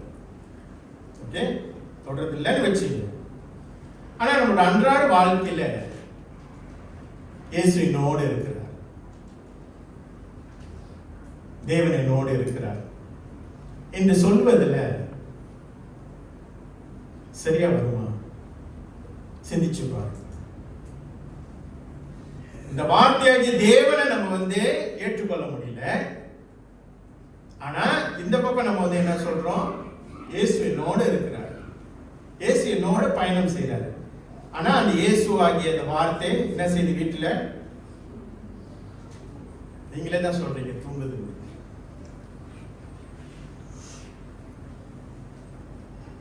வார்த்தை மாத்திரம்தான் நம்மளை விடுவிக்க முடியும். வேற ஒண்ணும் இல்லை. நம்மளோட முயற்சி, நம்மளுடைய செல்வாக்கு, ஓகே, நம்மளுடைய திறமை ஏதோ கொஞ்சம் மேபி ஒரு குறுகிய காலத்துக்கு முடியும். ஏன்னா அதுதான் உலகத்தார் வந்து இன்னைக்கு செய்யறாங்க. Okay, the spiritual blessing and a worldly blessing. Okay, இந்த worldly blessing எல்லாருக்கும் கடவுள் வந்து கொடுத்திருக்கிறாரு. ஆனா விசேஷித்த முறையில் உங்களுக்கும் எனக்கும் கடவுள் என்ன கொடுத்திருக்கிறாரு? ஸ்பிரிச்சுவல். உலகத்தார் வந்து ஸ்பிரிச்சுவலை குறித்து தர மாட்டான். ஆனா உங்களுக்கும் எனக்கும் கடவுள் எல்லாமே கொடுத்திருக்கிறார். அதனால பிரியமானவர்களே, இந்த விதையை நாம் இன்றைக்கு அதை குறித்து படிச்சோம். அது உள்ள வந்து முதலாவது நம்ம விதைக்கணும். கர்த்தரோட வார்த்தையை நம்ம வந்து விதைக்கணும். இரண்டாவதாக அந்த வார்த்தை நமக்குள்ள வரும் பொழுது அது உடைக்கப்பட வேண்டும். அதனாலதான் நம்மளோட வாழ்க்கையில இன்னைக்கு நிறைய காரியத்தை நீங்களும் நானும் எல்லாருக்கும் விதவிதமான சோதனை நம்ம வந்து கடந்து போகிறோம். எனக்கு வர பிரச்சனை ஒருவேளை உங்களுக்கு இல்லாம், உங்களுக்கு வர பிரச்சனை ஒருவேளை எனக்கு இல்லாம இருக்கலாம். ஆனா எல்லாரும் நம்ம வந்து உடைக்கப்படுகின்றத நம்ம வந்து பார்க்கிறோம். உடைக்கப்படும் பொழுதுதான் அந்த வார்த்தையானது நம்ம உள்ளத்துல கிரியை செய்யும். ஒருவேளை நீங்களும் நானும் இந்த வார்த்தையை நாம் விதைத்து பல நாட்கள் ஆகுது, ஒருவேளை எல்லாம் முடிஞ்சிருச்சோ, இவ்வளவுதானா? அந்த படத்தை வந்து நீங்க பாத்தீங்கன்னா கடைசி அந்த ஃபர்ஸ்ட் 2 ப்ராசஸ்ல நம்ம வந்து அதை நான் ஆரம்பத்தில் சொன்ன மாதிரி, ஓகே, விதை எதுவும் முளைக்கல, பேசுறோம் மண்ணுகிட்ட, ஆற பொறுத்தவன் அதாவது ஒரு அந்த பழமொழி இருக்குல்ல, ஆக்க பொறுத்தவன் ஆற பொறுக்கல, அந்த மாதிரி இருக்க வேண்டாம். ஆனா சுட சுட கொஞ்சம் டேஸ்ட் பண்ணி பார்த்தா தான் கொஞ்சம் நல்லா இருக்கும். ஆறுற வரையும் நம்மளுக்கு பொறுமை இல்லை. அந்த 2 ப்ராசஸ், ஃபர்ஸ்ட் 2 ப்ராசஸ்ல சில சமயத்தில் நம்ம என்ன செய்வோம், டக்குன்னு நோண்டி பார்த்துருவோம் இல்ல, நோண்டி அதனோட வளர்ச்சியை கெடுத்துருவோம் இல்ல. Take times. ஓகே, சில நாட்கள் அது தெரியாம இருக்கலாம் நம்ம கண்களுக்கு முன்பதாக. ஆனா என்ன நீங்களும் நானும் உணரணும், கடவுள் வேலை செய்கிறார். கடவுள் மாற்றுதலை ப்ரிப்பேர் பண்ணி கொண்டிருக்கிறார். உள்ள இருக்கிற அந்த விதையையும் ப்ரிப்பேர் பண்றார். வெளியே இருக்கிற தோட்டக்காரனாகி நீங்களும் நானும் நம்மளையும் கடவுள் ப்ரிப்பேர் பண்றார். எப்படி? பொறுமையா இரு, அது வர வேண்டிய நேரத்துல வரும், முளைக்கிற நேரத்துல முளைக்கும், அறுக்க வேண்டிய நேரத்துல நீ அறுப்ப. உன்னோட வாழ்க்கையில கலாத்தியர் 5:22-23 அந்த 9 கனிகள் வெளிப்படணும்னா காத்திருந்து கர்த்தருடைய வார்த்தையை இரவும் பகலும் தியானிக்கின்ற மனுஷன் மாத்திரம் பாக்கியவான் என்று நாம் பார்க்கிறோம்.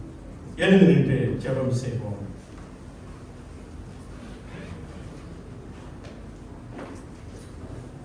உங்களுக்காக நீங்கள் ஜெபம் செய்யுங்க. வாழ்க்கையை கொஞ்சம் ஏறெடுத்து பாருங்க. இன்றைக்கு கர்த்தரோட வார்த்தைக்கு நீங்களும் நானும் முக்கியத்துவம் கொடுக்கிறோமா? எவ்வளவு கொடுக்கிறோம்? ஒரு நாளைக்கு எவ்வளவு கொடுக்கிறோம்? ஒவ்வொரு நாளும் வாசிக்கிறோமா? நீங்க 1 நிமிஷம் வாசிச்சாலும் 10 நிமிஷம் வாசிச்சாலும் காரியம் வந்து என்னன்னா, ஒவ்வொரு நாளும் இந்த வேதத்தை திறந்து வாசிக்கிறோம். நீங்க உலகத்தாருக்கு இந்த சத்தியம் இல்லை, உலகத்தாருக்கு இந்த வெளிச்சம் இல்லை, உலகத்தாருக்கு இந்த உதவி இல்லை, உலகத்தாருக்கு இந்த சக்தி இல்லை. ஆனா உங்களுக்கும் எனக்கும் கடவுள் கொடுத்திருக்கிறார்.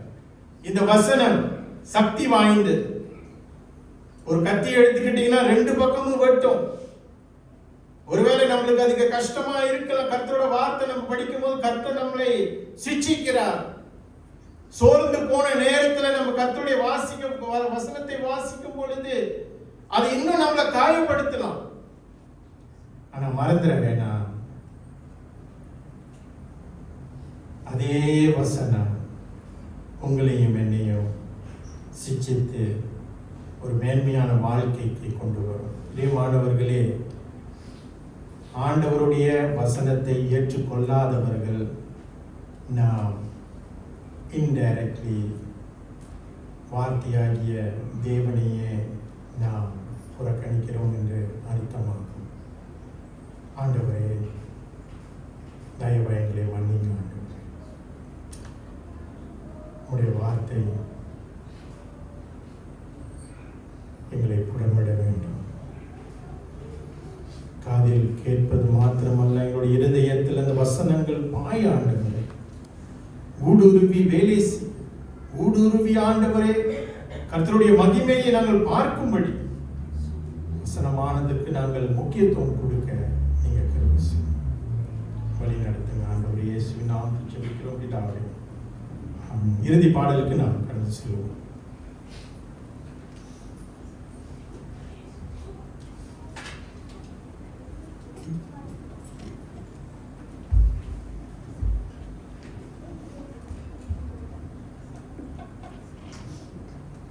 இறுதி பாடலுக்கு நாம் வருவோம்.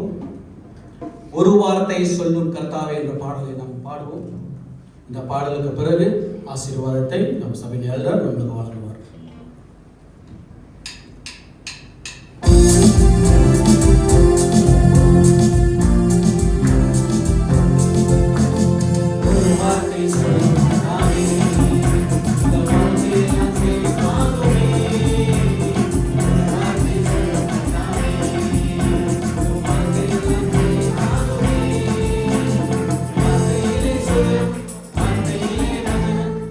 Thank you.